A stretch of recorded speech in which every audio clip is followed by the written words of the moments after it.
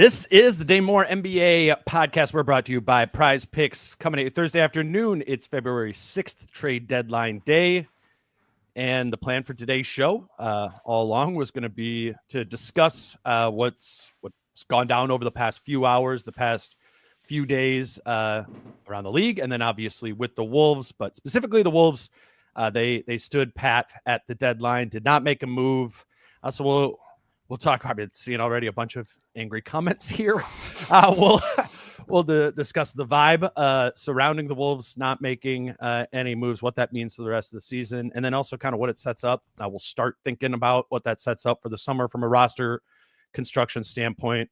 We also obviously didn't do a show this morning, kind of waiting for the deadline to pass, so didn't get the chance to talk about last night's win over the Bulls. Anthony Edwards scoring 49. Don't worry, I know nobody cares about that. We want to just talk about deadline stuff, but we'll do that at the end of this episode. To do all of that, I'm joined by Kyle Teige here live on YouTube. Kyle, what's up? What's up, man? This trade deadline, I'm so used to it all kind of ballooning the couple hours before.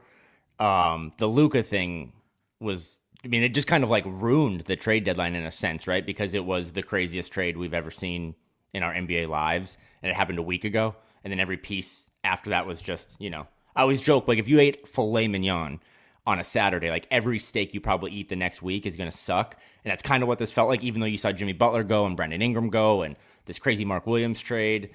And then the Wolves do nothing. And I think, at least my dad, who just texted me, the first thought is, oh my God, you guys put the spreadsheet up and said, if they don't trade Julius, they're going to lose Naz and Nikhil.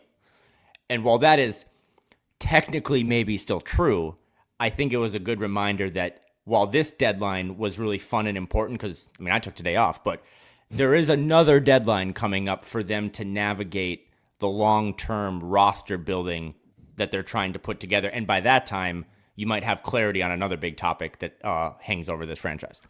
Yeah, let's just clarify the Naz, Nikhil, Julius piece of it. I talked about this a little bit yesterday with Britt.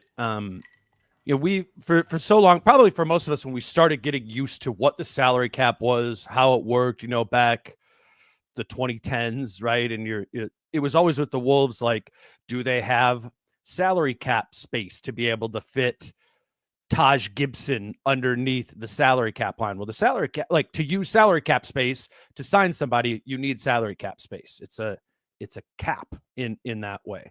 Obviously, there's ways to exceed the salary cap. All this is a little bit confusing, but I think and maybe I was partly at fault with this, was treating the second apron as it connects to next season as too similar to how we traditionally understand a salary cap to work. What can happen for the Wolves is over the summer, they can make whatever moves they want. Re-signing Naz Reid, re-signing Nickeil Alexander-Walker, Julius Randle opting into his contract, or even giving him an extension. And they could legally, do all that stuff and exceed the second apron again. But teams are not going to be exceeding the second apron in consecutive years. So it leads you to think of it as like a cap. And again, I probably framed it too much as that when we were doing the spreadsheet episode. But they can bring back all those guys, exceed the second apron, and then over the course of next season, honestly, February 6th of 2026, then make a move to get underneath that second apron to avoid being, a team that's been there two times. Now, I'm just saying that to lay out the facts of how it works.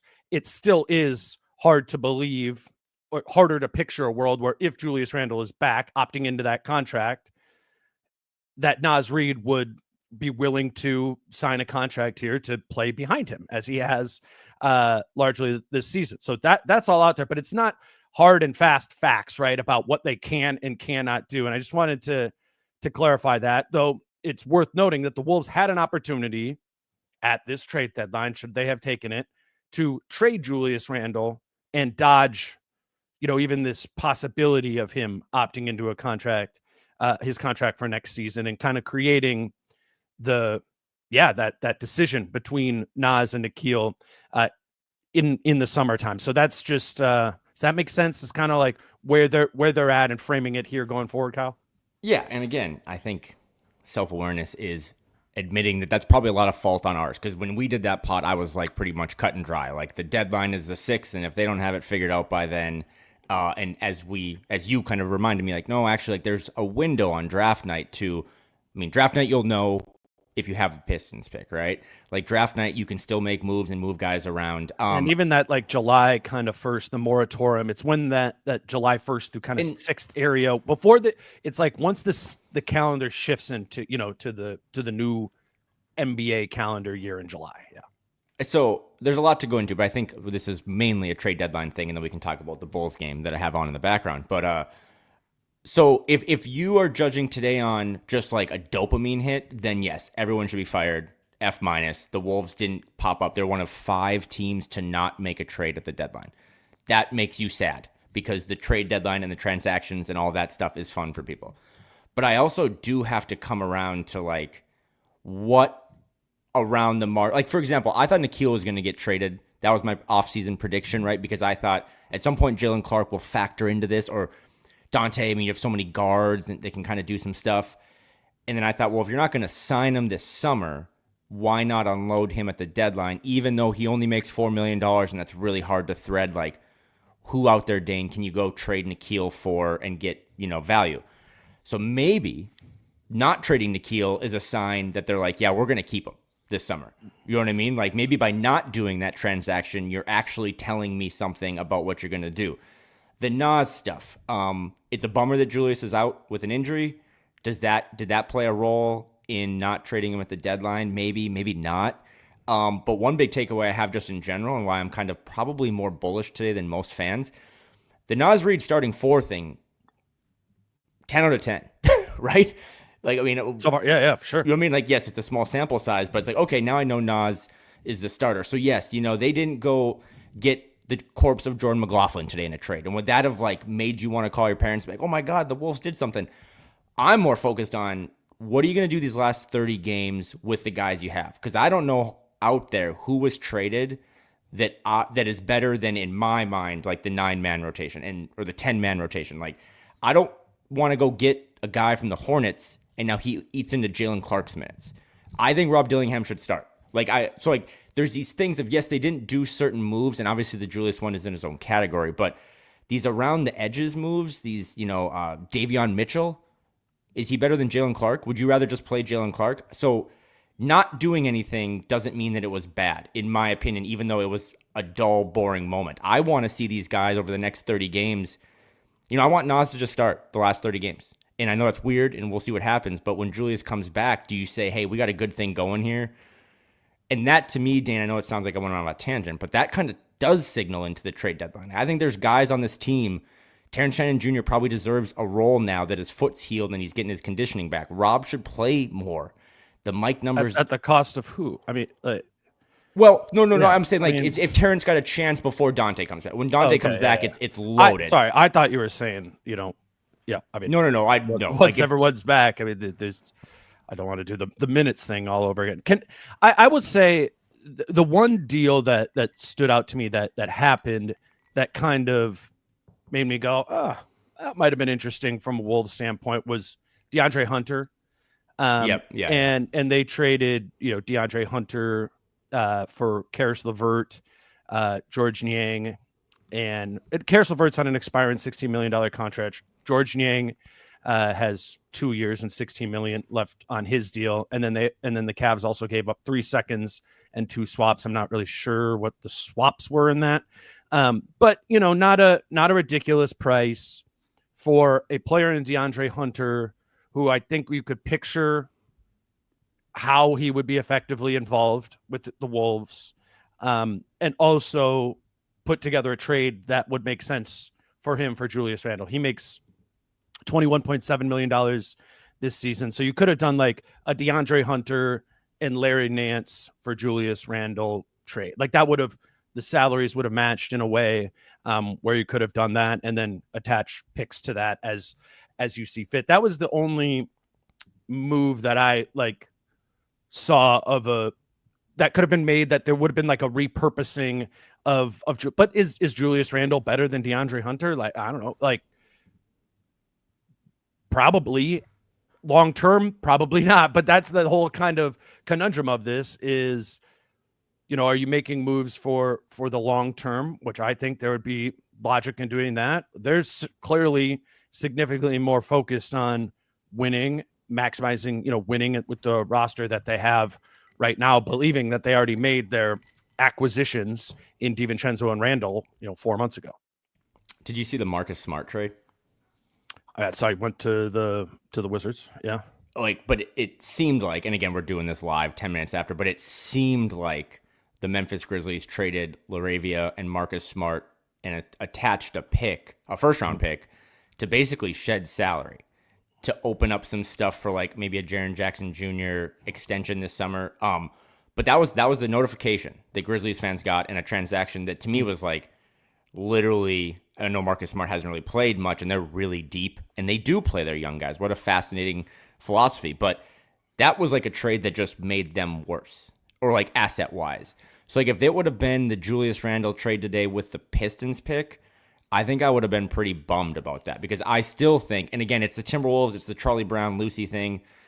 I understand why you would never trust this organization to make the right move, but I still think there's a way to unload Julius, keep Nas. I mean, this, at least, again, tomorrow, Monday, whatever, but like the new ownership group is well aware, like, I think Nas Reed is going to stick here no matter what. So that makes me believe that at some point they're going to figure this Randall thing out. But I think you can't just give up assets because you got to do something now. And that Pistons pick could be super valuable 3-4 months from now. So again, I'm more focused on the guys in-house. There's nothing else you can do. They're not able to go sign buyout guys, right? Is that... They could sign a buyout guy that is bought out at a salary of less than $12.8 million. Okay. So not like... There was like what Gordon Hayward was like bought out at like 27 million. Like you couldn't have gone and got that player if they're bought out. They could get a lower level player in a buyout situation. And yeah, I would, keep your eyes open for that. I haven't heard anything specific on it. I don't think though that wasn't the need at the deadline, was adding another body into the rotation. You know what I mean? So it's like a buyout thing is not all that intriguing to me because getting a buyout player, you get a buyout point guard. Okay, now Rob Dillingham doesn't play at all. Right. Like you make a move on the margin. You brought up, Davion Mitchell or a lot of these other guys who you're like, oh yeah, they're solid players. Like put them into the rotation would come at the cost of some of these other players that people are excited about how they've produced or want to give them a chance, like in the Terrence Shannon Jr. standpoint. So I thought, like, from a making a move standpoint, the only one that made sense was to, like, trade Randall, provided it was a move that you felt didn't hurt you in the immediate and helped you in the long term. And that's why I bring up the DeAndre Hunter as like maybe being that, but I don't know. I maybe I'm missing something, but I didn't see like an obvious move where it's like, wow, why didn't the Wolves jump in there? That would have made a difference for the now and later, right? Like, I think given where they're at, I get why we're here right now, even if it's not an ideal situation. Yeah, and again, like Josh Richardson was just bought out. Do you know where he was? This is kind of a fun game right now, like who he played for. Well, he got moved from Miami to Toronto in that one deal and then was traded for Schroeder. Is that what that happened? I think he was in Utah. Okay, but like I just got a text right now and someone's like, oh, Josh Richardson got bought out. Remember when he was tied to the Jimmy Butler trade? Mm-hmm. Should the Wolves go get him? And again, what I want to say is that if that dopamine hit of the Wolves sign Josh Richardson on Monday because he's a free agent, that'll be a fun transaction. But where? Dante, like you have Dante and Ant and Nikhil and Rob and Jalen and Mike still gets to play, like Terrence Shannon, like. I mean, maybe in the time, like a 10-day guy or something, like, in this time where Randall and DiVincenzo are out, like clearly, you watch last night's game, this team is lacking offensively, offensive production outside of Ant. Is there a buyout guy that could help you kind of stem the tide of however long this is going to be with DiVincenzo and Randall out? Yeah, like you can make that argument from the buyout, or maybe you could even make the argument that they should have traded, they have the Utah pick in the second round in this draft. Like that would have been a decent asset that you could have traded for something. But I don't see it to be like that being an obvious worth the juice being worth the squeeze there, right? Maybe again, I would just need to see another player that was traded at that level to make me be like, oh, that was a missed opportunity. Right, but we do. Yeah, someone said buyout for Kyle Anderson. That one actually kind of makes a little sense. Jim Pete was saying we love Kyle. Come back, Kyle. Last night on the pot or on the game. But I mean, I think if he can't be bought out. I'm seeing a lot of people in the comments too. I mean, he's got guaranteed. He's under contract for next season too. So see, that's why we have you on this pod. A step back is that's just why we have you on here. This is the. I mean, this is truly for 29 teams. And again, let me land this plane. But like, there's 29 teams that woke up today on their NBA calendar, and the biggest deadline they had was February 6th. Unfortunately, for the team that we cover and that I cheer for, the biggest deadline on their calendar is February 10th. And that is going to play a big role into all this stuff. And I think if they couldn't figure out the Julius Randle thing today, there was no other move to make. And that's sad. But I just continue to come back to, like, you want to squeeze fruit to get juice? Like, let's squeeze Rob.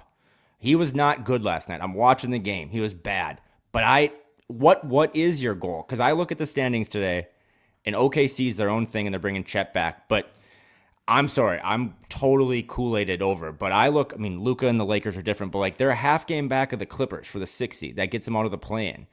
I didn't really think the Clippers made a bunch of moves that made them better. Like, why can't the Wolves just lean into playing the right guys more, which is a different topic. But well, I mean, to be fair, that's your opinion that Rob Dillingham would be the right guy. Yeah, no, that's fair. That's fair. I mean, it's I think oftentimes it is mine. I mean, after the what was that game that he didn't play at all in the fourth? Like, 2 or 3 games, I was like, man, no Rob in the fourth at all, and they're lacking offense. I think it was the first game Julius missed. And I feel that. I just think like it can be a game to game thing of like Rob can and maybe should have played more in one game, and then in other ones, like. So the Sacramento game, right? Like you're running with Ant out there, and they're putting Mike. Their rationale for why they're not doing it is this: like Ant in clutch time, in the clutch where the Wolves are awful, right? They feel needs a caddy to help him make correct decisions, and I think we do have some pretty decent evidence that Ant does need that help in the clutch time, given some of his options of going rogue late in fourth quarters, not executing plays, teams throwing different coverages at him. And the rationale that Finch has for playing Mike Conley is he can kind of help him through that in ways that now 20-year-old Rob Dillingham can't and wouldn't be able to. Now, I'm saying there's the other side of that coin now, too, where you're like, man, but they need some more offense. They need some more. The offensive rating in clutch time is terrible. So why is Mike Conley helping that? And yeah, that goes both ways. But I think the reason Rob Dillingham isn't playing in fourth quarters and in the clutch is because Anthony Edwards is. Like, okay, yeah, I get. Do you know what I'm saying? Yep, and it's decision making and execution in those times that they, not that they don't believe in Rob there, but they believe in Mike Conley to help him do that more. But I hear everybody else too. You know, you look at the stat line, and like Mike Conley's closing that game 2 games ago. It's the checks back in with like 5 minutes left to go in the game, and he's 0 for 6 at that point. Hasn't shown any juice at all. And you're like, what? I get that too. But in that game, you know, Mike Conley, he hit that corner 3, he drove down and made a bucket at the end there, like playing off of Ant effectively. Like there is some collision going on here of they just aren't a very good clutch team, and there's a fear of putting a 20-year-old in for a 37-year-old in the clutch. And I think there's some logic to that at least. And we did 20 minutes on a trade deadline where nothing happened. But to kind of close my stance on it and everything you just said, what it shows to me, I mean, we're still navigating, and maybe you disagree, but like I'm still struggling with what I would prefer they do, even though I'm cognizant that it doesn't mean that it's the right decision, right? Like if you wanted my real, and I know Mike Conley might be listening to this now, but if you wanted to get real nitty gritty, it's like, yeah, just unload Mike and Julius, whatever it takes to get rid of them. Again, I totally rules. I understand I might be talking about illegal stuff, and force your coach to just embrace a youth movement, right? To play some of these young guys. But if that just plummets you all of a sudden in the standings, right? Because for whatever reason, some guys aren't ready, and Rob doesn't understand what Ant needs when he's trying to get off the ball, and Mike does better. I don't know if that's the best long-term solution. Like, I'm just trying to open up my own eyes. Like, there's a chance that leaning into trying to win every game using more trusted players could pay off down the road. I don't know if it will, but my big thing is I just push back, and I think Jace is with me on this, that everyone in the West got better. I just kind of, maybe they did, but if they were still miles behind in the marathon from the Wolves, I'm way more focused on what can you do with the guys you got, because I still think this is one of the, I think it's one of the 3 or 4 most talented rosters in the West, and I don't really know what you were going to do to improve that without really blowing something up. Let's keep going on that. I think I disagree with all of those things, but we could kind of come back to that. But let's grab our first break. Today's show is brought to you by Stone and Skillet. They are back with us. Stone and Skillet English muffins for the month of February. I remember back in December, I was telling you guys I bought a bunch of them because we were hosting like a Christmas brunch and making eggs Benedict and having all these. Kyle and I mean, we've been with Stone and Skillet for a long time and have been, initially they sent us some, but I know for the both of us, we are literally spending our own money going and buying these at Whole Foods when we go grocery shopping. Obviously, an English muffin you traditionally think of as a breakfast food. But I make sandwiches with that, like a turkey sandwich with those, peanut butter and jelly. It is just a different type of English muffin. There's a lot more density to it. 6 grams of protein. They have a cool story, a group of brothers making them out in Boston. And yeah, we love Stone and Skillet, and would love if you guys would check them out at Whole Foods. It's kind of right in that, if you've shopped at Whole Foods before, that bread and sort of bakery area over there. Just search around a little bit. You saw the logo for Stone and Skillet on the YouTube screen here, and I really think you will find them to be like a lot better than the English muffins you have previously had. Today's show is also brought to you by Your Home Improvement Company, and if you have something in your home that you're like, hey, we got to get this, we got to get this taken care of. That happens, right? Your windows, your bathroom, whatever it might be. Your Home Improvement Company can do any sort of home improvement project for you with 0 down, 0 interest, and 0 payments until next year. But they do have a deal going on through us of buy 2 windows, get 2 windows free if you're looking to replace those, and also 30% off bathroom renovations if you're just doing a simple tub to shower conversion or a full-on bathroom renovation. That's 30% off. If you are in the place where you have home improvement needs, it's really important to find somebody who you can trust and will be able to execute on this. And Your Home Improvement Company is well respected in the Minnesota area, and I would really recommend you reaching out and talking to them about getting your project done. That's 866-777-YHIC, or you can go to yourhomeimprovementco.com. Your Home Improvement Company, where it's your home made better. Okay, let's circle back to the end of what you were saying there. So the idea that the Wolves are, would you say, a top 3 most talented team in the West? I said, let me maybe feed you this one first. Okay. Do you think a lot of teams in the West got better?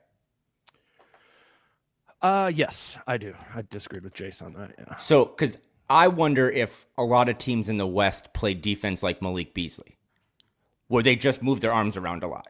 Because I look at the standings. Trades-wise? Yeah, what did Denver do? They did nothing. They're, I think, one of the 5 teams that didn't make a move, right? And they're up there in the standings, 4 games ahead of Minnesota. I think the Wolves have shown that they match up well. We'll see what happens down the road if they get into a playoff series.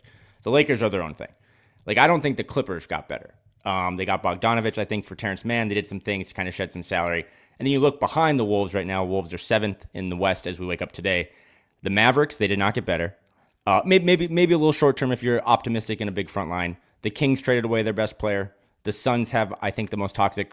What I'm just trying to say is who got so much better that you're all of a sudden if the Wolves pivot a little bit and maybe play a better rotation of guys or get guys healthy and bring back both pieces from the Karl-Anthony Towns trade, I just am not the pessimistic guy that's like, everyone in the West is better. The Wolves didn't do anything. They're screwed. Because a lot of the moves were Malik Beasley. Yeah, I don't think they're screwed. I mean, I think this is the same proposition it was for the Wolves. They're probably the 6th or 7th or 8th best team in the West. And if they can capitalize on some things, you're rolling in a little bit hotter. Maybe you really catch some teams that are falling off and you're able to get like a 5 seed or something like that. And then come playoffs, you can like make a run. If it all kind of comes together over the course of time, as the theory goes, with Julius getting more incorporated and DiVincenzo and all that, like maybe that. I haven't seen them as being a real contender in the West, ever, this season. So I kind of see them in being in a similar spot to where they were before. I just think that there's more teams in their bubble now than I maybe would have said previously. I think San Antonio, I would have had the Wolves clearly ahead of previously. I think now maybe they're kind of in that mix there. Sacramento, less likely, but I think they'll be, if the Wolves are a play-in-ish team, which again, 6, 7, 8, like I think even Sacramento is in some of that range. The Lakers, what they've done without the Mavs getting worse. I kept saying I think the West got more dense through those trades, the Fox and Luka and AD trades, but I don't see it really moving the Wolves one way or the other in a big direction, even if the West is a little bit better. Yeah, and again, like the Mavericks are the best example for this, because again, there's two conversations right now surrounding the Minnesota Timberwolves, and I think the other 29-ish teams are having one, right? Like for the Wolves, it's maybe you're right. Like maybe the Mavericks now have leapfrogged the Wolves, even though they had Luka before, but like they have this really interesting starting lineup, the biggest front court in the league, and if they get Derek Lively back, like maybe they're better than the Wolves. But like then it's back to my gap year philosophy of, okay, but long term, where, is this, I guess that was more of my thing. I should have clarified that, of like long term, how many rosters are you taking over the Timberwolves? And again, okay, I get that. Yeah, that's that's clarification. I do not think they're the third or fourth best roster right now to win a title in the West. But I also, it just goes back to like, was Bogdan Bogdanovic for whatever salaries to make it work? Like, is that going to would that have moved your needle? Well, it depends on it all depends on what the trade is. Is like Bogdan Bogdanovic better than a lot of the Wolves players who play? Yeah. So yes, it would have, but like what's the trade? And that's the thing that it all keeps coming back to with the Wolves, and given their salary cap situation being in the second apron, is even if we would have, well, I guess you don't agree with that, but even if we're all like, yeah, Bogdan Bogdanovic would make the Wolves better. Well, how do you get to that? How do you get to that number to match the salaries to make it work? And then, is it a good idea? Doesn't Bogdanovic have like 2 more years of salary after this one? DeAndre Hunter has salary going beyond this year. So it's not, this isn't just like 2K or fantasy of like, does this make this team better? It's all relative to what your salary cap situation, what your salary is, and what your future looks like from a salary cap and roster construction standpoint. Like, I don't know. Yeah, I don't think adding Bogdanovic would have made this team better in the long haul. I think it would have made them better now. And I guess that's probably the confliction for some of the fans. It's like, well, I'm watching Finch bench Dillingham all the time and try to maximize this season, but not maybe seeing the front office go out and do the same thing to like add more fire to Finch's troops. Right. But the reason that's not happening is because of the salary cap situation that the Wolves are in, which the front office put them in by signing Cat to the Supermax in the first place, which was going to be a ticking time bomb of something you had to trade, of trading for Rudy Gobert in the first place. Like, yeah, the front office set them up and they know they did all that. Like, and they feel justified by having done that, because Rudy and Cat took him to the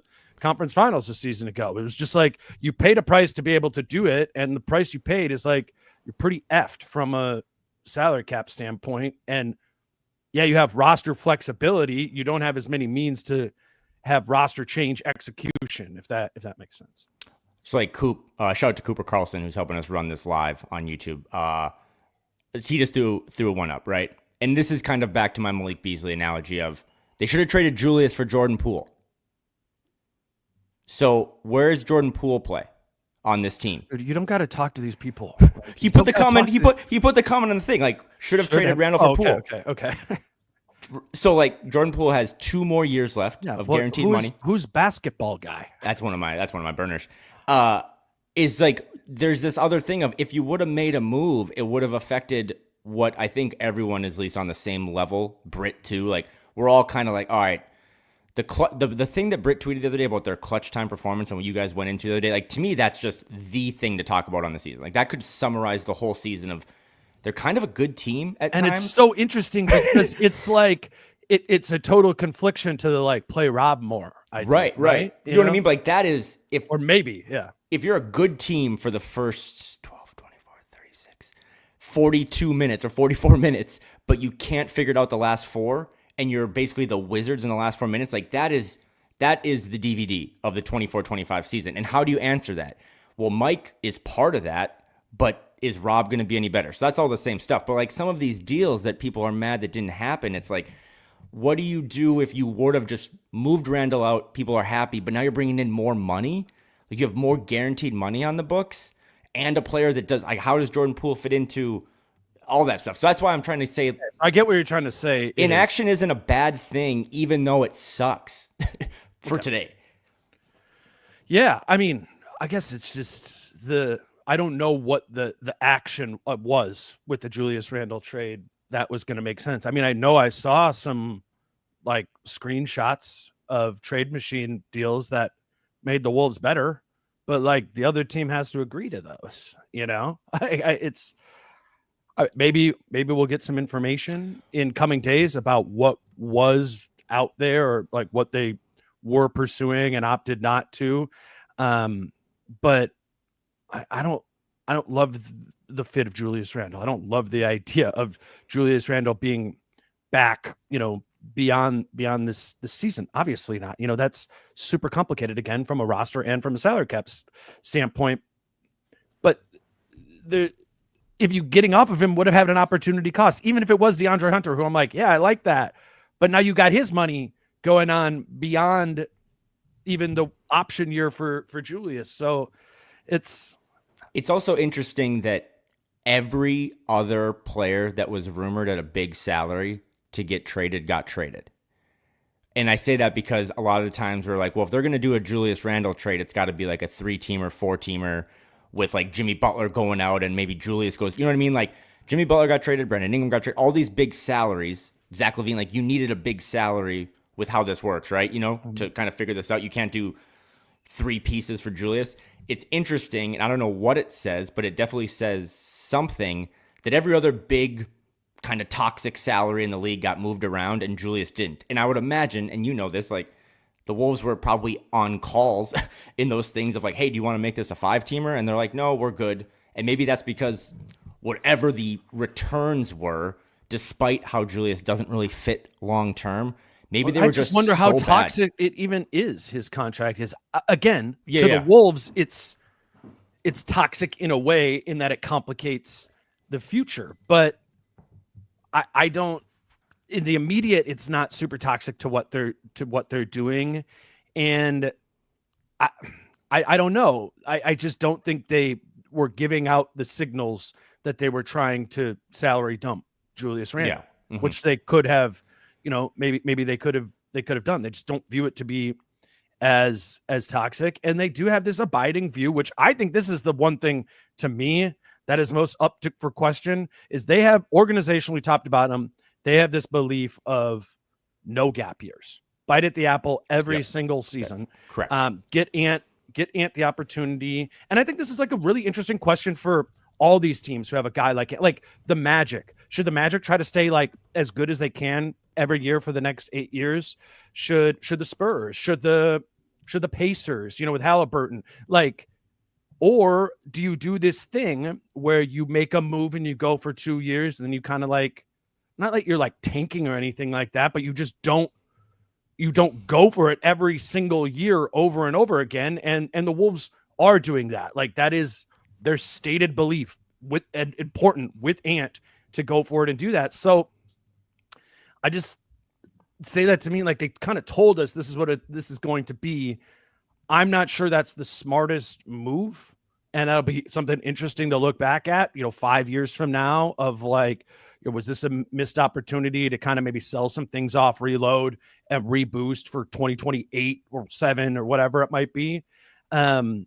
this is going to be a super interesting thing, I think, to look at for all of these teams and kind of map out or look at in hindsight when you have a young superstar coming. Do you want to go there and be there every single year and sell out to be able to do that? I don't know if they sold out to be able to do it, but it's certainly their intention, because obviously the intention this season is not getting reps for the young guys. Right? Those things can kind of like go hand in hand. But given that I know what their belief is, I've never once been shocked. We've done a million podcasts this year about Rob Dillingham not playing. Like, I can make a case for playing Rob Dillingham more. I think personally, I probably would, because that more lines up with my vision of how I think you go up and you go down, and in the down, you give your young guys some opportunity, but that is not what they believe. That is not what the Wolves are trying to do internally. And I think you're going to continue to see moves that represent that. And I'm seeing everybody's pissed off, but sure, like, and you could be pissed off at that philosophy. I'm just trying to help to be like, I don't think this is really going to change in the next transaction window or the next transaction window or the next transaction window, because they're going to keep going for it. And I think it's why Jalen Clark plays more minutes than Rob. Yeah. Even though I love Jalen, right? I could love them both to play. But I will say this too. I said this to you last week. People within the organization do not like the gap year term, because the goal of this with Ant is to get the car on the interstate constantly going faster and faster. And Jalen Clark hopped in on the ride because he was able to pick up speed. Like, they don't want to slow down or, God forbid, pull off in an exit ramp and let some of these other guys get some lumps. They just want to continue to throw guys out. I mean, Jalen Clark, rarely seen a rookie just kind of come in and be like, oh, that guy looks like he just been here for a while. Right. And he picked it up, his role, not in terms of foundational piece. He wasn't a lottery pick, all stuff, but he picked up his role, I think, quicker than Rob has, even though Rob has a much higher ceiling. So I'm with you on that, and I just kind of close my trade deadline thoughts, because also the guy that they're trying to build this around had 49 last night. That would be fun to talk about, but I know that was number 2 on your bullet list. But can I say one more thing? Yeah, so there's, and this is to the new ownership point, right? Like, you're Alex Rodriguez and you're Mark Lowry, and you come in and you're like, all right, like, we own a franchise. We want to be great owners of a great franchise, right? And it's the same thing, with Matt Ishbia in Phoenix, or the Ryan Smith, right? Is that the guy in Utah? Mm-hmm. And what they all say is, we want to be a sustainable winner. Right. Meaning they want to do the Spurs thing or they want to do the Warriors thing. And what I'm talking about with my little thing before is, I think that is such a difficult needle to thread. It's made easier when you have a Tim Duncan and you have a Steph Curry, maybe you have an Anthony Edwards. I get aiming at that, but the idea of aiming at being a sustainable winner for 10 years, meaning you're good like over and over again every year, is a risky proposition. I think in the landscape of today's NBA that has turnover, that has this salary cap, that has the evolving collective bargaining agreement, like, I think if you are a team like the Wolves or with another young star player and you just go all gas, no brakes, you are risking just having 1 year that popped, right? Mm-hmm. Rather than just having like 10 years where like, we went for it, or we tried to maximize it. I get threads of both sides of it, but like, there is a cost to being a team that is obsessed with maximizing win totals every single season. I think that's personally kind of like covering, like a team that's kind of good and all that, but like, let's not pretend there's not going to be a cost to ignoring deadlines like this and not restocking the coffers with assets and some of those sort of things. Though again, not surprised, because this is like their stated motto of this front office and how they're going to pursue it. I just think there's some risk to that. I'm only pushing back, but I, like what Dane just said is how I approached this on September 29th or 30th, when I was like, hey, take a step back. Like, take a step back in the early part, play some of the young guys, see what you got. And if that allows you to take 2 steps forward, because I'm with you, like everything you just said, all gas, no brakes, in my opinion, is kind of how Golden State got to the issue they're in. They have a completely different setup. But then they finally were like, we're trying to get anyone. We finally have to do something. And now here's 60. I mean, Jimmy Butler is going to make in the next 2 years more money per season than he plays games. That's just kind of math. Like, he's going to make $62 million a year. He's not going to play 62 games. But for the Wolves, I totally agree. I just wonder if internally they're like, how do you, for the first time in 36 years, build a winning culture that allow? But you know what I mean? Like, totally, that's a totally fair pushback to everything I just said, and I cop to that. You're right. You know, how do you build a winning culture if you allow the car to pull off on the exit ramp every now and then and take a nap? And I just again, wonder I don't agree. in today's NBA, it's just like, you know what I'm saying? Like, there's just these. It comes at a cost of being like, we're going, you know, we're doing that and we're trying to create this culture. There's a cost to creating the culture. So I think this is so stupid, but I think your cell phone battery runs out faster when you are constantly at full brightness. And every now and then you click the yellow button, right, to kind of preserve battery. And I think, and it's becoming more and more in hindsight, but it's also becoming more and more clear that I was right. They should have yellow buttoned the battery for this year.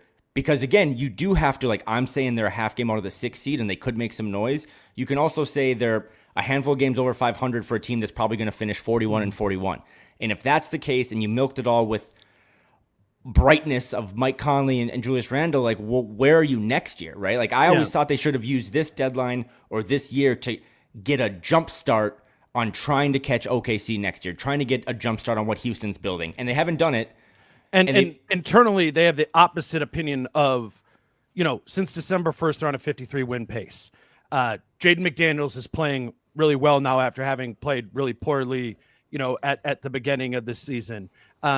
They internally have a belief of, like, if Randall is playing well while DiVincenzo is playing well, while McDaniels is playing well, while Ant keeps kind of doing what he's done all season, then they do believe that they have a contender in the Western Conference Finals.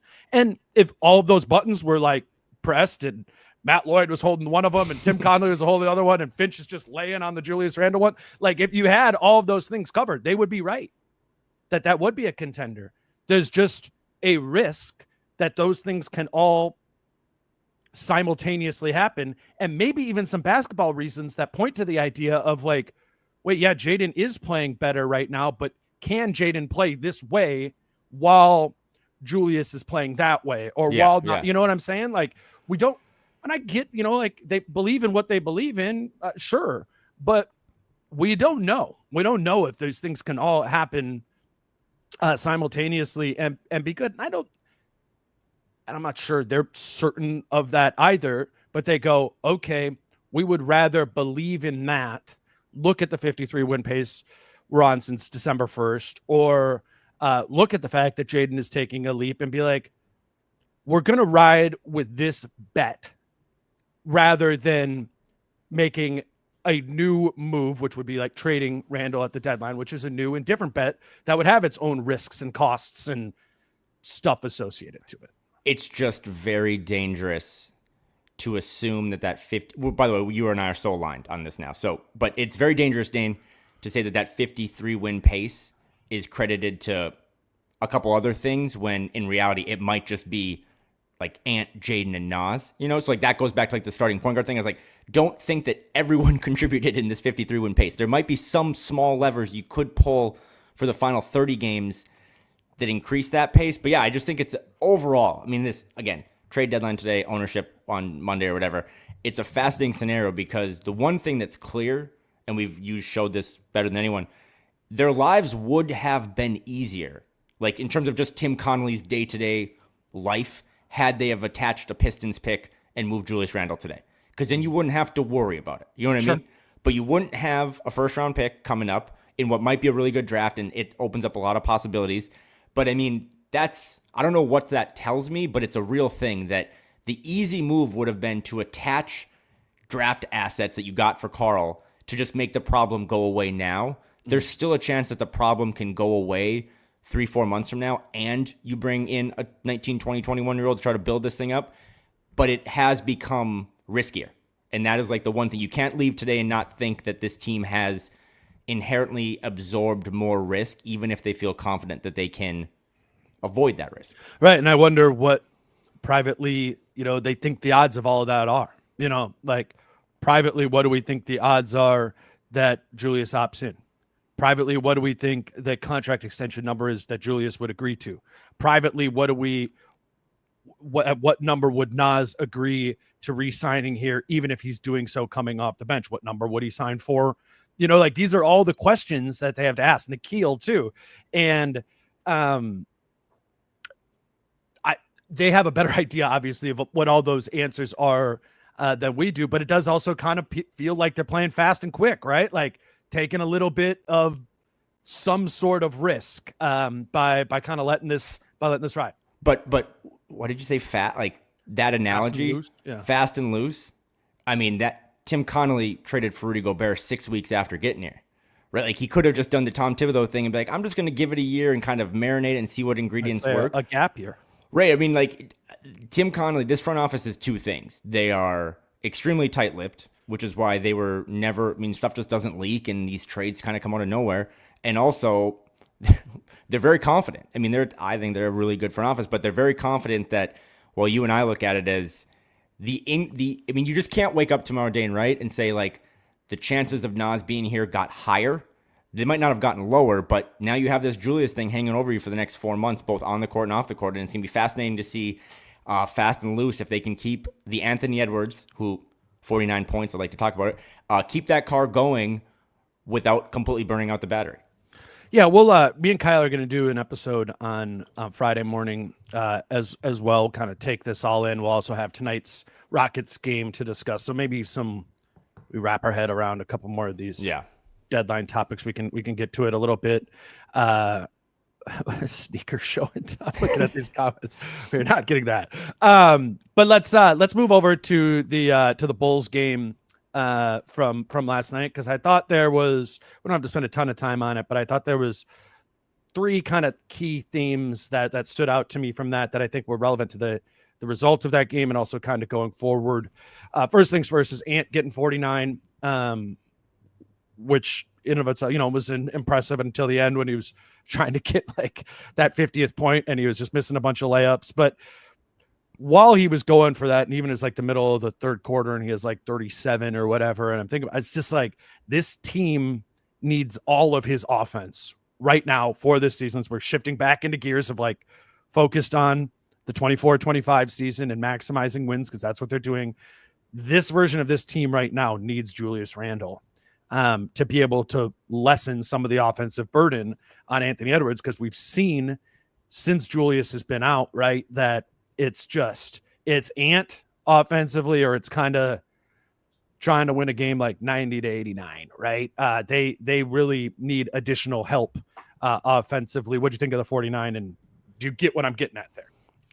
I thought it was as bad as the Wizards game was, which is just such an embarrassing loss for this franchise. And then the Kings one, where I wasn't as embarrassed because it just seemed like the Kings made every shot. I thought they played pretty well last night. I mean, I've never seen a team, by the way, take a timeout 12 seconds into the game. But even after that, they still went on a big run. It is the NBA.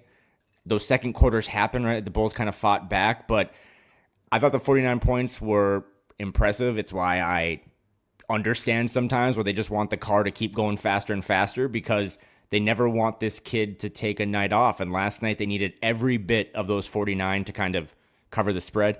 But it also opened up my eyes again that even when Nas is cooking a little bit and Jaden's playing much better, the league is so talented that, yeah, you worded it really well. This iteration of all this stuff with the guys who play and don't play, and again, like, I think down the road, man, I really do think at 23, Rob Dillingham can be an awesome, maybe Darius Garland, but he's 20 right now and he does not have the leash to do that. So with the guys that are trusted by the head coach, that iteration needs Julius Randle, both offensively and defensively. Last night there was no one really to throw him on, but they just need that extra facilitation. They need guys to help make Ant's life a little easier, because he's not going to be able to get 49 points a game come playoff time. Secondary scorer, which Rob is and can be and has been within his 16 minutes a game role. And I think so if Randall's out, right, and that means more offensive usage for Ant, more need for scoring from Ant, right? If I'm coaching against that,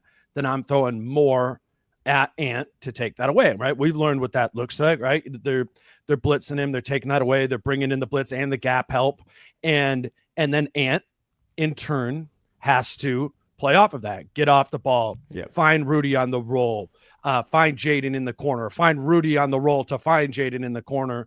So as I'm thinking about this, like more practically, if we want to say Julius is out for the next month or 2 to 4 weeks or whatever it is, who needs to step up?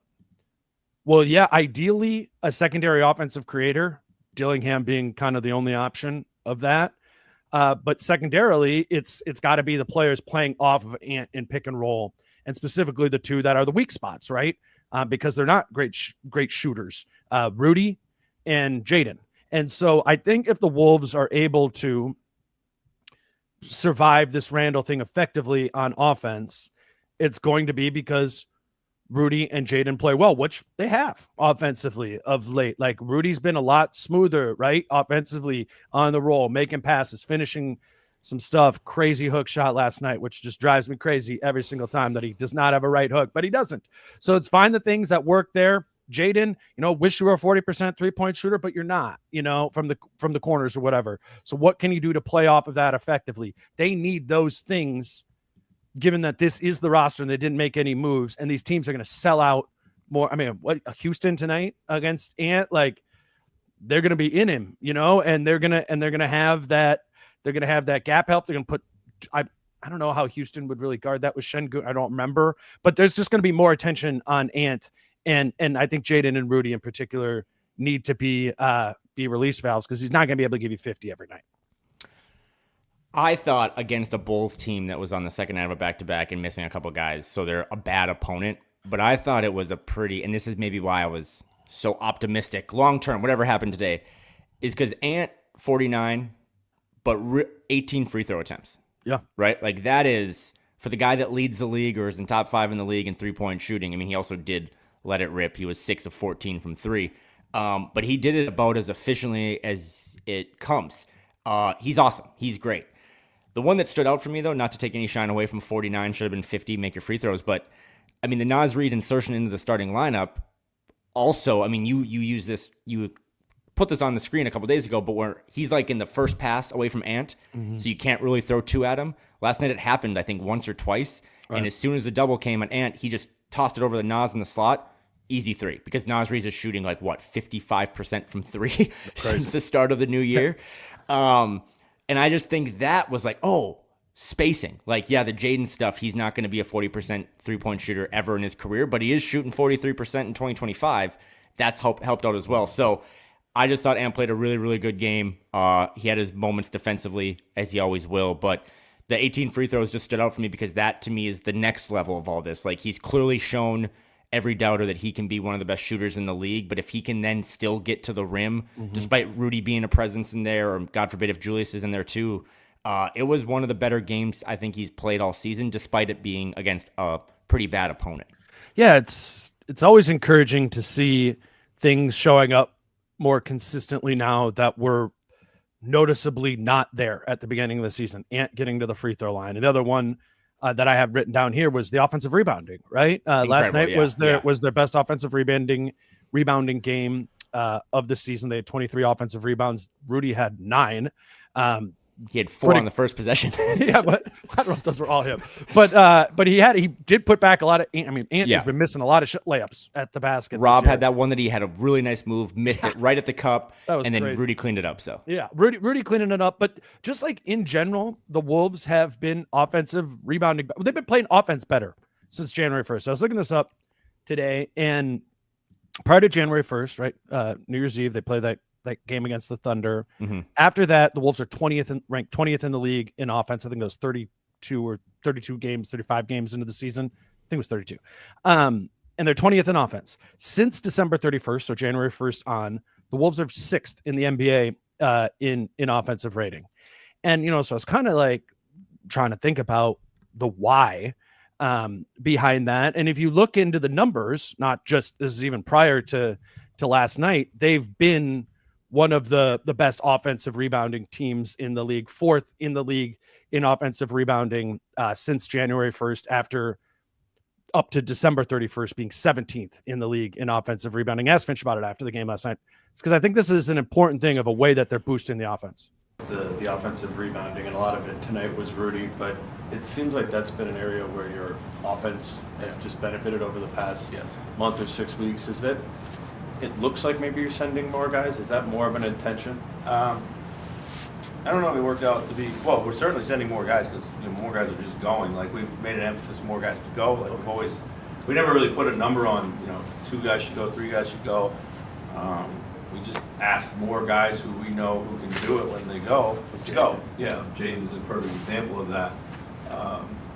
So Nikhil's been going, we've asked Nas to be a little bit more aggressive. And if they all happen to go at the same time as long as Rudy, then fine. When you study like the offensive struggles early in the season, there were certainly turnovers, there was certainly shot making, but there were other things that were missing. Transition was one, offensive rebounds were the other. And just getting those things kind of up to average is going to make a big difference. Kyle, I think this is like actually kind of tied to the trade deadline philosophy of they just at the beginning of the season, the first 6 weeks of the year, right? Randall's acclimating. There was all these areas where it's like just deficient, right? How is a team with Rudy Gobert not one of the better offensive rebounding teams in the league? How's a team with Anthony Edwards and Julius Randle last in transition opportunities? There's just some of these things, and that they still believe internally that, if they continue to pick up and again, then kind of sustain and happen at the same time, which, as we said before, like it's kind of asking a lot, but I get it. Like part of their trade deadline boost or whatever is internal improvement, right? And that makes people roll their eyes, but we do have like actual statistical things to point to and stylistic things to point to that have changed over the last 5-6 weeks that go, oh yeah, like this team is going to be better in some of the areas that it was deficient. And once they get healthy and they've improved some of those things stylistically, okay, is this a better team now? That's how you start convincing yourself they could find a world where they're the 5 seed, where they get real hot and are hosting playoff series as the 4 seed. Like those are the things that are happening. And I hadn't talked enough about the offensive rebounding one. Obviously stood out last night, but it's a little bit indicative of the things that were just stupid issues at the beginning of the season that have, as Finch said there, like come up to at least average, right? And that stuff makes a difference in the aggregate, particularly when you're a bad offensive team. I mean, the Wolves sixth in offense since January 1st. That's a meaningful step forward. Yeah, I don't think a hot take. You said something about internal development, maybe being a combination of internal development this season and then also getting guys back that have shown value, Dante and Julius. I still hold out that as much as I like Rob and believe in him, that the 3 most important players are playing, I think, their best basketball since the start of the new year in Ant, Jaden, and Nas. Mm-hmm. And maybe there's some Ant time periods and splits in his first 4 years. Like actually he was playing better there, but he's just kind of figuring it out. I mean, you had a note you sent to me about his playmaking. I mean, he just figures it out more. He finds Rudy more on those roles. But again, it's a lot about Ant, but Jaden, I've already said my piece. The Nas stuff is just, he's been incredible, man. Like the stat you had with Britt the other day that he's shooting a better percentage and at a higher volume than Carl this year. Like he kind of did it. I mean, maybe he'll never rebound like Carl. He'll never just be the overall player that Carl is, but he's also not making $62 million a year or whatever next year. I think it's been a pretty impressive all around from those 3 guys. And that's kind of how I hang my hat on, okay, they didn't make a move today, but long term, they're starting to play better basketball. And the offensive rebounding thing is a really big one because I watch all these games, just like everyone listening to this. I did not know that they were 6th in offensive rating. Like I would have been like, they're playing a lot better offense, but 6th in offensive rating. 6 weeks too. I mean, it's not a small sample, right? Like, and that was right. That's kind of like Julius is playing better and there's Dante a lot in time. there. And, but it does suggest that, I don't know, man, like at Christmas, what would have you said? Like the ceiling for this team is offensively like a little bit above average, right? That's what it felt like. It didn't feel like there was, or maybe we hadn't identified pathways for it to be better offensively. Jaden was still missing all the shots. It's like, okay, they're playing offense all the time with like 2.5 shooters on the floor. Like how good could you even be offensively, even if you have Anthony Edwards, right? It just seems like there's a cap to it, but they found some different things that are making them a little bit better of an offensive team. And maybe that's why they hate the gap year term, because maybe they would look at you or I and say, hey, some of our guys are getting culture and new experiences and seeing parts of the globe, like Jaden, who's not just buried in the corner now, he's cutting and he's doing so many more things. And you just, now with Jaden, all you want to do is just keep doing it, right? Like Finch always says, stacking skills. If Jaden falls back to a 29% three-point shooter and never cuts and doesn't rebound, then you need to fillet him. But like for now, some of these guys are getting a gap year to grow and get better while they're still trying to win basketball games. So I'm putting you on the spot here, but that stat about the Wolves are 6th in the NBA in offensive rating since January 1st, do you have just up what their defense is? 8th, yeah. So I'm being very optimistic here, but at the Christmas thing, you're right. This was like a really low ceiling team and everyone was healthy. And they should have won more games in October, November, December when they were the healthiest team in the league, because now it's kind of biting them in the ass. But I mean, couldn't you also just take what you said and at least see a possibility that if that, it's not always linear, but if you did just drag those linear things up a little bit, I mean, the whole goal has always been, can you get a team that's top 10 in offense and defense? And it's only 6 weeks, but I mean, there's got to be at least a chance here, right, that they can just figure some of that stuff out. It's going to be very difficult when you add in 2 somewhat heavy usage guys and Dante and Julius, but that kind of comes back to, I was talking about this with Phil, now, to me, the microcosm, or like the microscope, is on Finch. Because Tim Conley's time is coming again after the season to figure out this Julius thing and Naz and Nikhil. But now it's like, can you want to win games? Can you figure out the right guys to win games? And can you continue to get some of these guys more opportunities? Like Naz now plays in the clutch. And I think Naz should continue to play in the clutch. Will he start when Julius comes back? Probably not, right? But I mean, like, you know, can you at least give him as many minutes, if not more, than Julius? Yeah, which was already happening before. Right. But like keep that same energy. So yeah, I mean, I don't see why they wouldn't, particularly after Naz. So they're playing at these levels. Naz shoots 60% for a month while Julius is hurt. Like Naz isn't going to get pushed back down. I mean, he's not going to. Naz Reid had 6 assists last night. I know Ant had 49 points, but when I do the box score thing in the morning, like that was the number that stood out. It's 18 free throws. That's great. 14 3-point attempts. All this stuff. He had 6 assists. Like he is. He showed me his finger last night, the one that he like sprained. It's bad. Like he's like, wait till my finger feels better. I'm telling you, dude, it's like going the wrong direction. And Sean Marion. It's yeah, it's fat. Like it is swollen and bent incorrectly, and he's shooting like whatever since January 1st. I literally think he's shooting like 56% from 3 on high volume. Last one, because I know we're up here over an hour. You have another? No. This one's this one's tough. I feel for him. You want me? Yeah. So the last thing we have written down is obviously Luka Garza's stint in the game in the end of the first quarter was really rough, and it's sad because it's a guy who's worked so hard to not be bad at exactly what he was terrible at last night in terms of his defense. The Bulls, I'm just going to let this play up here. I just have his defensive clips. I mean, they just attacked him relentlessly, and he couldn't handle it. He couldn't handle it. I thought actually in the first couple of games he played, Kyle, when they were like running pick and roll, he could be in coverage, just like in drop, stick his arms up, get in the way. But they were just putting him into these isolated situations where now he's got to move his feet here and guard Kobe White. Like, that's done. Even Jalen Smith got him a bunch of times. That's done. And it's sad and unfortunate for the kid because it might really cost him an opportunity, not just with this team, but potentially in the league going forward.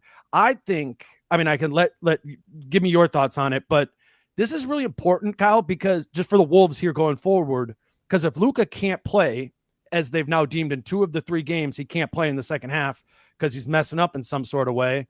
Well, then now you're only big.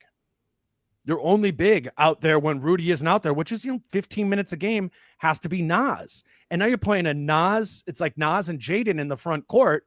And we like Jaden. We've talked about being interested by Jaden at the 4. We've talked about, Naz and Julius when Naz was at the 5. That got better. But but Nas and Jaden in a front court is thin, like literally thin, and without Luka, they don't have another big body five to be able to play out there, and I think that's problematic in the big picture as much as this was in the short term or in last night's game. You can comment on this more than I can, but I just remember Finch the other night saying that Luka is one of just the most enjoyable players he's ever coached. He seems like he's just well respected and liked up and down, and his story is really impressive. And the end of the first quarter last night was the Simpsons meme where it's like, stop it, he's already dead.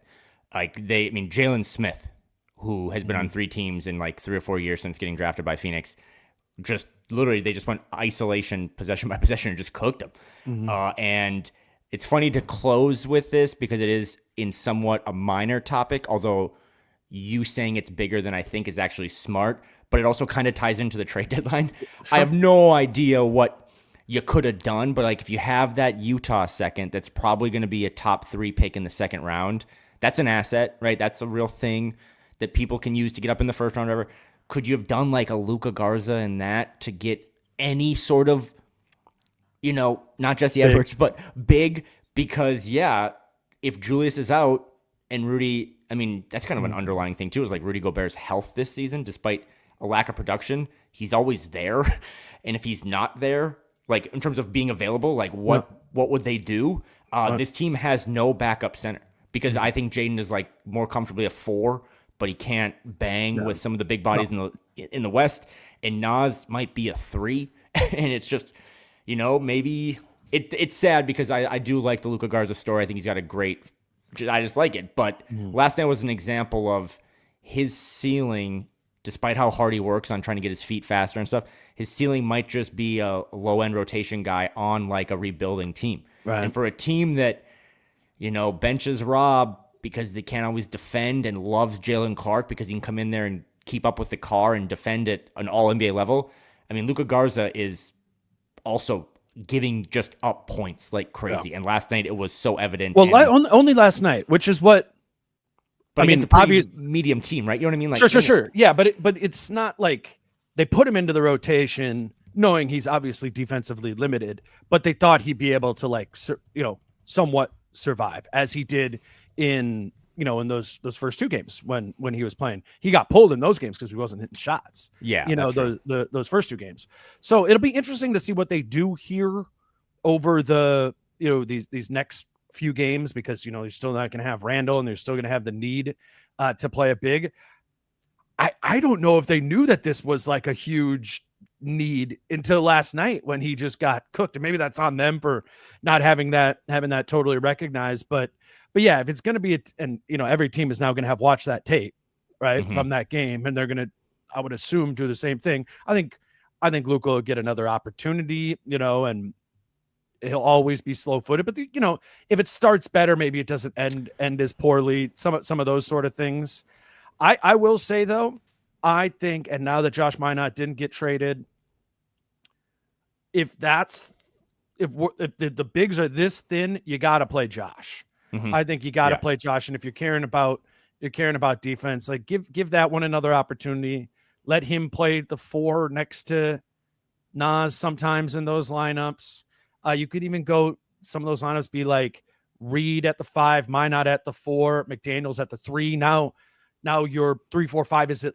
They're all 6'9" or taller, right? And that might let you play. All of a sudden we've always talked about like they have these 3 wing defenders, right, with Jaden and Nikhil and Ant, and then obviously Dante a little bit. But switch all that shit. Switch all 5. But now Jalen Clark is like should play every game. Like I would be shocked if Jalen Clark DNP'd, even though I totally understand that they're bringing another guard into the mix after the deadline or after the All-Star break with Dante. But I just think on the Garza stuff, because he is a good kid, but if you say, Ant had 49, but it was against a bad team on the second night of a back-to-back, then I think you also got to say, like, Luka got cooked against a bad team on the second night of a back-to-back. You know what I mean? Like, it's actually way more eye-opening than just a one-off because, like you said, every team in their advanced scouting department now will go at that exact action when Luka subs in. And most of the teams are going to have better players than Jalen Smith. Yeah, and I just think it's worth pointing out that, like, if you're not playing him, if you're not playing Luka, who are you playing in your front yeah. court because they don't have Julius Randle, right? They are now thin there, and if it's just Nas and Jaden, that's not a lot. Kyle, this was awesome. Cooper, thank you for hanging out back here. I know we said we are going to be a little bit quicker than that. Thank you to all of you who are watching this live on YouTube. And I know emotions are everywhere. I think everybody's mad. I'm not totally sure.